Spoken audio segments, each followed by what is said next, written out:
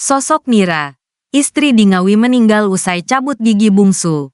Awal bengkak hingga infeksi paru-paru.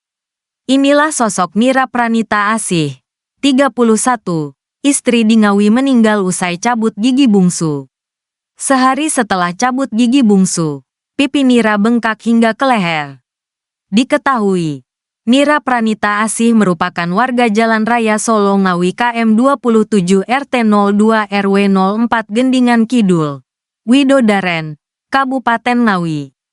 Kasus ini terungkap setelah diunggah oleh sang suami, Davin Ahmad Sofyan, 28, di media sosial TikTok pada Sabtu, tanggal 4 Mei tahun 2024. Mira meninggal dunia setelah menjalani perawatan intensif di Rumah Sakit Dr. Un Solo, Sabtu, tanggal 27 April tahun 2024. Pilunya, Mira harus meninggalkan putra kecilnya untuk selama-lamanya. Dikutip dari tribunjatim.com, ketika ditemui di tempat usahanya, Jalan Raya Ngawi, Solo, Desa Gendingan, Kecamatan Widodaren, Kabupaten Ngawi, Rabu, tanggal 8 Mei tahun 2024, Davin membagikan pengalamannya selama merawat sang istri. Davin mengatakan kejadian ini bermula di tanggal 28 Desember tahun 2023 lalu. Saat itu istrinya melakukan cabut gigi di praktik dokter spesialis gigi di daerah Ngawi, Jawa Timur. Namun setelah sehari dicabut, mulut pasien mengalami bengkak mulai dari mulut hingga ke leher. Istri saya memutuskan cabut gigi bungsu pada tanggal 28 Desember silam. Sebelumnya mengeluh pusing. Kami mencoba konsultasi masalah tersebut ke klinik gigi Wali Kukun, ujar Davin. Rabu, tanggal 8 Mei tahun 2024, Davin menuturkan, pada hari yang sama mereka mengikuti arahan dari dokter gigi untuk foto ronsen di Rumah Sakit Sarila Husada Sragen. Kemudian, hasilnya langsung dibawa kembali ke klinik tersebut. Dari hasil ronsen tersebut dokter menyarankan untuk mencabut gigi bungsu tersebut. Dari foto ronsen gigi bungsu miring kiri dan terletak paling belakang. Sehingga keputusan dokter cabut gigi bungsu. Kami ikuti rekomendasinya. Setelah dicabut dokter gigi bilang bahwa klinik libur sampai tanggal 3 Januari. Tuturnya. Agar tidak terjadi hal yang tidak diinginkan. Lanjut Davin. Pasca cabut gigi bungsu lalu periksa ke Rumah Sakit Sarila Husada Sragen. Seiring berjalannya waktu, Mira mengalami pembengkakan di bagian gigi belakang tanggal 30 Desember silam. Kami lantas konsultasi ke Rumah Sakit Panti Waluyo Solo. Kami periksa selain bengkak, indikasi terjadi radang tenggorokan. Setelah itu rawat jalan. Kami tinggal sementara di Solo pada tanggal 31 Desember, paparnya. Selama rawat jalan, Davin melihat tidak ada perkembangan yang dirasakan oleh Mira. Hingga pada akhirnya, tanggal 1 Januari tahun 2024 dibawa ke Rumah Sakit JIH Solo. Di rumah sakit, istrinya didiagnosa mengalami infeksi yang sudah menyebar ke bagian paru-paru dan harus dioperasi di bagian leher.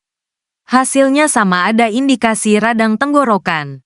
Diberi vitamin untuk meringankan dan rawat jalan. Jadi fokus minum obat Rumah Sakit JIH Solo. Kata Davin menurutnya, obat dari Rumah Sakit JIH menunjukkan perkembangan positif. Alhasil pada tanggal 1 Januari kondisi Mira membaik, hingga diperbolehkan pulang ke Ngawi. Kemudian pada tanggal 3 Januari tahun 2024, Mira kembali memeriksa ke dokter lantaran merasakan ada kejanggalan. Bengkak sudah membaik, tapi turun di bagian leher. Sakit tidak bisa ngomong. Tanggal 3 Januari kembali periksa ke dokter dan mengatakan infeksi, terangnya. Akhirnya opname, dikasih antibiotik tidak mempan. Akhirnya kami bawa ke klinik Jogorogo. Bengkak hilang muncul sesak nafas. Terus dirujuk ke Rumah Sakit Dr. Un Solo pagi. Infeksi menjalar ke pernafasan, bebernya. Ayah satu anak tersebut juga menceritakan. Mira memakai alat bantu pernafasan tanggal 4 Januari tahun 2024. Namun kondisi istrinya semakin parah. Bahkan, infeksi itu menyebabkan paru-paru Mira mengeluarkan cairan nanah.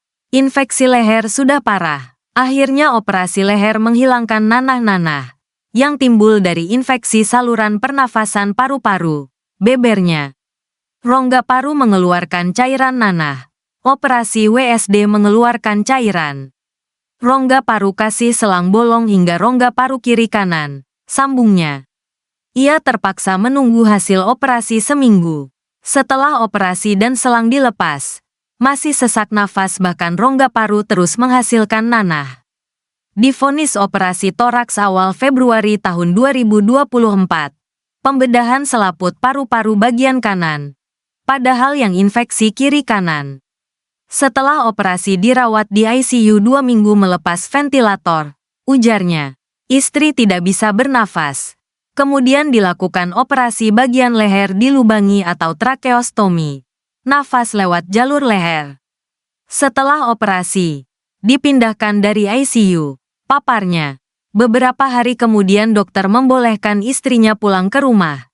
Dengan catatan punya alat pernafasan bantuan, kasur medis, dan oksigen. Pada saat puasa kemarin, sempat lebaran di Ngawi. Dari leher yang dilubangi, tidak bisa ngomong selama 1 bulan. Makan lewat selang, susah berjalan. Ungkapnya, kondisi membaik itu tidak bertahan lama. Pada tanggal 20 April mengalami penurunan drastis dan kembali dibawa ke rumah sakit Dr. Un Solo hingga akhirnya meninggal dunia. Berat badan menurun jadi 27 kg. Kondisinya drop. Kemudian meninggal saat dilakukan pertolongan pada tanggal 27 April, katanya. Davin yang merasa dirugikan, membawa persoalannya ke meja hijau. Selain merugi waktu, ia juga menghabiskan biaya berobat sebesar 500 juta rupiah. Karena selama saya cari, tidak ada respon yang ditunjukkan oleh dokter gigi yang merekomendasikan cabut gigi. Tidak ada niatan menengok atau menanyakan kondisi istri saya, pungkasnya. Terpisah. Kadinkes Ngawi Yudono akan memanggil yang bersangkutan untuk meminta klarifikasi lebih lanjut. Pihak-pihak terkait akan kami minta keterangan mengenai permasalahan tersebut. Akan kami investigasi, kata dia.